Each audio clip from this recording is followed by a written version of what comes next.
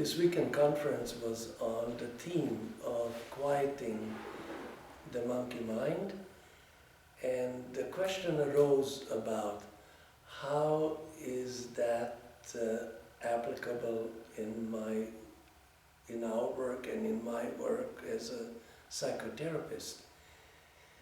The question was asked because I was doing for a long time Jungian analysis. I finished Jungian analysis, but in time I drastically modified it, and it was, my therapy very much was in the spirit of Krishnamurti's work. And monkey's mind is very applicable, more so than anywhere else in psychotherapy. In psychotherapy, people come and they talk about how busy their mind is, and they talk about their self-preoccupations, ongoing, incessant self-preoccupations with their fears, with their depressions, with their desires, with their looks, with their what do they do, what they don't do, how that affect them in many ways, including how that affects their body, and all of that stuff affects body as well in a very profound way. And what I want to say in a brief, sketchy way is that I do listen to all of the material very openly. I don't have any idea about what I want to do with that. I'm just letting the material to just pour out. And at some point there is a feel that to ask, what is this all about? What is this that's coming out of you? What is the fear? What is the depression? And initially people are very interested in detailing their anxiety, in detailing their depression, and in talking about it like they are possessed by something alien from another planet.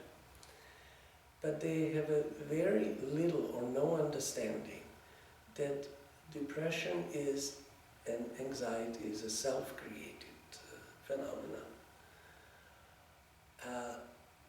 There is definitely a resistance to that by saying, what do you mean by that?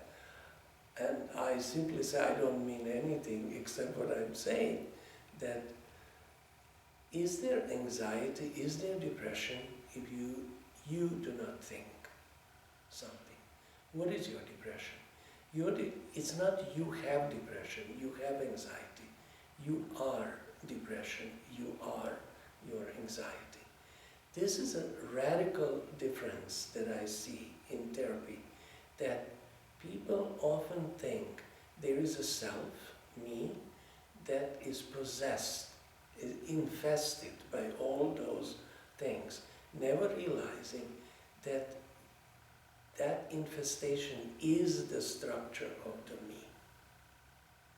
And when people start to realize that, something start to happen in terms of, like, they are in a consequent meetings, they're talking less about anxiety, less about the depression.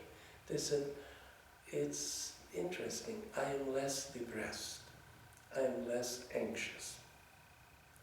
Without going into analyzing depression, because I realized in a traditional therapy, analyzing, interpreting is really adding to the depression, adding to the anxiety, actually making it worse.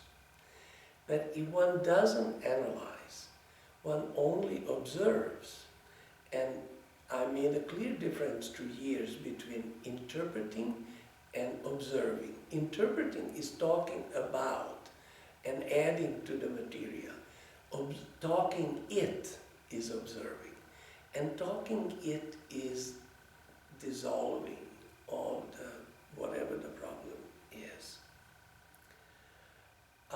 There are different issues where people would talk about their self, and they would think that self is some kind of a separate entity in themselves. And my big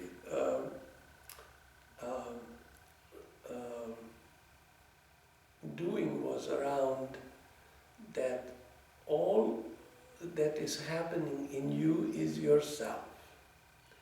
That there is no self and that. This is, there are not two things, there's only one thing. These things do not happen to you, they are you. And I would go in different ways, the way it comes to me, without turning this into any method or into any concept. I was saying, when people would say, but you cannot be without self.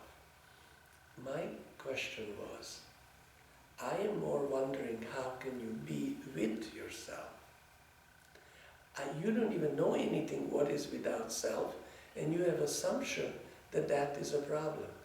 But you definitely don't have to have assumption what is self, because you are living that day in, day out. Even in your dream, you are in yourself. You really don't leave that self out of your sight. A lot of humor also.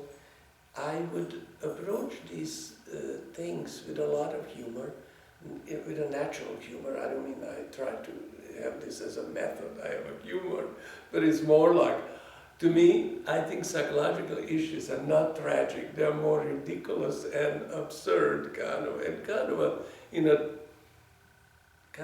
I said to a client, you have to have a poker face humor to see that. So this is just a glimpse into what I am doing, and I'm applying this thing that we are talking about, the whole thing of seeing what is our psychological contents and also seeing through them. Definitely my approach, and I use approach the way etymology says, to come near it. Meaning to come near it in etymological sense, and I don't use it approach as a method approach. Method stands in the way, but coming near is all what is important. And coming near to this is all there is, and instead of developing, it's more coming near, and in coming near, it dissolves.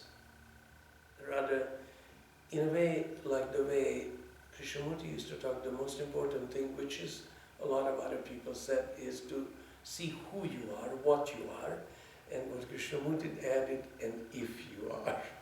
And I think pretty much the humorous part is that all of this thinking they are this, they are that, they realize that they aren't at all, and so people feel, the result is that people feel lighter.